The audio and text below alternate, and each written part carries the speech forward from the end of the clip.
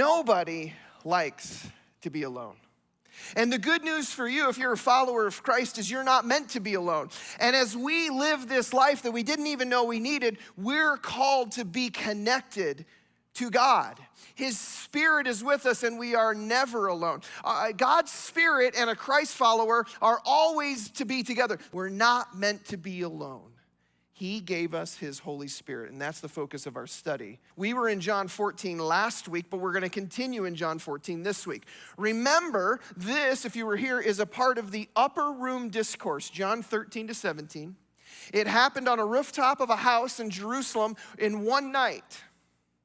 In one night, the night before he was betrayed, Jesus gathered all of his followers around and he said, hey, listen, I want to tell you about how you can live this life because I'm not going to be with you much longer. And that's their greatest fear. These guys are afraid that the religious leaders are going to do to them what they ultimately ended up doing to them and ended up doing to Jesus. They don't want to be left alone. And Jesus says, you don't have to be left alone. I leave you my Holy Spirit. So let's pick up the study this morning in John chapter 14, starting at verse 15. These are Jesus' words he's speaking. He says, if you love me, keep my commands. And I'll ask the Father, and he will give you another advocate to help you and be with you forever, the Spirit of truth. The world cannot accept him because it neither sees him nor knows him, but you know him, for he lives with you and will be in you. Jesus is teaching us that we don't have to live life alone. That there is a powerful presence in our life if we're a follower of Christ, named the Holy Spirit. Now, as soon as we start talking about the Holy Spirit, it's like, whoa, that's kind of fuzzy, maybe a little foggy. And so today I hope to kind of lift the fog a little bit for us, help us to understand who the Holy Spirit is, what the Holy Spirit does, and how we can practice his presence in our life. So that's what we're going to talk about today. But to get there, we have to look at what Jesus says about the Holy Spirit. This is not a comprehensive theology on the Holy Spirit. This is simply Jesus' teaching on it. Now, he starts with saying, if you love me, keep my commands. And the reason he says that is he's like, I've got a life in mind for you. It's the life you maybe didn't even know you needed. It's the full life. It's the satisfying life. It's the meaningful life. And it's on the other side of obedience.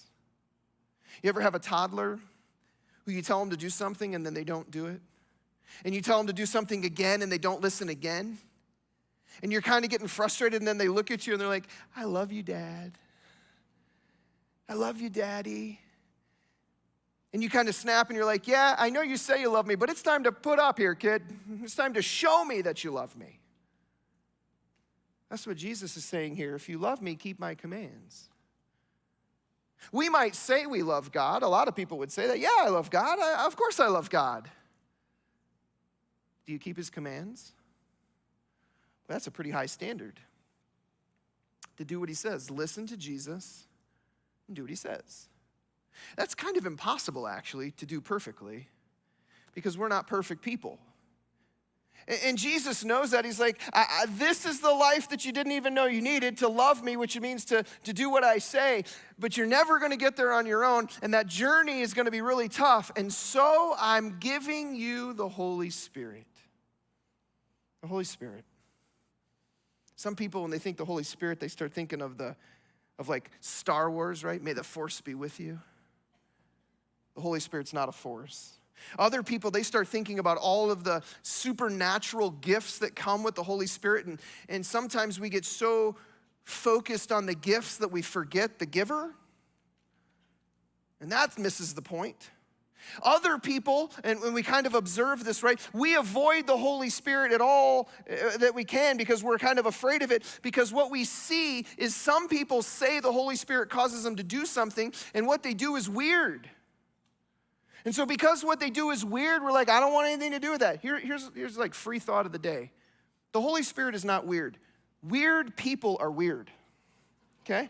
There's your truth of the day. And weird people do weird things, but the Holy Spirit is not weird. And so you have nothing to be afraid of when it comes to the Holy Spirit, to tap into his power and his presence in your life. So who is the Holy Spirit? Well, Jesus tells us, and I kind of want to pull apart these couple of verses and show you. First of all, Jesus says the Holy Spirit is a gift. He says, I'm going to ask the Father, and he will give you the Holy Spirit. Now, this is important because so far up to this moment in history in the Old Testament, the Holy Spirit kind of came and went. God would allow the Holy Spirit to be on someone or be with someone, and then he would come and go. But now Jesus is saying, if you're a follower of Christ, if you've made the decision to make Jesus the forgiver of your sin and the leader of your life, he's going to give you the gift. When you do that, you get the gift of God's presence forever to dwell in you. So it's a gift. Do you view the Holy Spirit like he's a gift to you? He's a gift from God for making the decision to follow Christ. Even more than that, he's not just a gift, but he's actually a person. Look at this. 5 different times in verse 17. 5 different times he's described as a person. 9 times in John chapter 16, Jesus describes the Holy Spirit as a person. He's not a force like Star Wars. He's a person that you can have a relationship with. And so he's a gift from God who is a person. Even more than that, Jesus continues and he says, hey, listen, he's a part of the Trinity. Look, it's Jesus talking. It says, I, that's Jesus, will ask the Father, that's God the Father, who will give you the Spirit. And so there's the triunity of God, which makes the Holy Spirit co-equal and co-eternal God. The Holy Spirit is one of the 3 persons of the Trinity, not 3 parts, 3 persons of the Trinity, Father, Son, and Holy Spirit. So he is a gift who is a person who is God. Now he gets a little bit more specific. He says, I'm going to give you another one, which means he's like Jesus. In our language, we would say the word another can kind of go one of 2 ways. It can either be the word that's another that's like him or another that's different. Like you can have another donut like the one you had, or you can have another donut that's different from the one you had, right? He's saying, you're going to be given another, and this one means like me. He says the Holy Spirit is like Jesus. This is why I can say confidently the Holy Spirit's not weird. When you want to know who the Holy Spirit is, think of Jesus. The Holy Spirit is like Jesus. And so he is a gift, who is a person, who's fully God, who is like Jesus, and he is our helper. This word advocate. He's another that's kind of like Jesus, but he's an advocate. This is a very multidimensional word. It's really impossible to find one English word to summarize what it means. We'll talk about a few of them today, but it's the word parakalete in the Greek, and it literally means our helper, someone who is here to help us. And so if Jesus at the beginning of this passage says, hey, here's the destination and here's the direction to get there, on the journey there, I'm giving you a gift of a person who is fully God, that's like me to help you. That is who the Holy Spirit is. You don't have to be alone, because you're not.